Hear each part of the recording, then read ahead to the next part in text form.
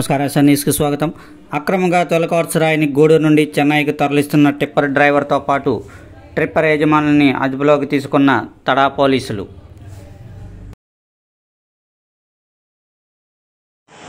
ప్రభుత్వం ఉచిత ఇసుక పాలసీ తీసుకొచ్చిన తర్వాత ప్రభుత్వ యొక్క ఆదేశాల మేరకు జిల్లా ఎస్పీ గారు సుబ్రాయ గారు ఆదేశాల మేరకు జిల్లాలో సరిహద్దుల్లో 3 చెక్ పోస్టులు ఏర్పాటు చేయడం జరిగింది. దాంట్లో భాగంగా తరమండలం బీపాలెం దగ్గర కూడా ఆల్రెడీ ముందు చెక్ పోస్టులు స్ట్రెంథన్ చేసి 3 షిఫ్ట్లో భాగంగా 15 మందితో రోజు నడుపుతూ ఉన్నాము.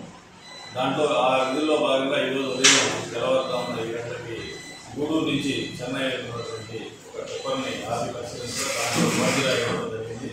ఎక్కడి నుంచి తీసుకొస్తున్నారని చెప్తే గూడూరు అనగానే తనిఖీ చేసే సిబ్బందికి మేము ఆల్రెడీ ఆదేశాలు ఇస్తున్నాం. గూడూరు ఏరియాలో ఎటువంటి పర్మిషన్ లేవు కాబట్టి వారి పేపర్స్ ఉంటే అవి తెలంగాణ రాష్ట్రం మల్లికార్జున మినరల్స్ నాగర్ కర్నూలు తెలంగాణ రాష్ట్రం నుంచి కాగితాలు ఉన్నాయి. రాయి మాత్రం తిరువేగలాపురం గూడూరు రూరల్ మండలంలో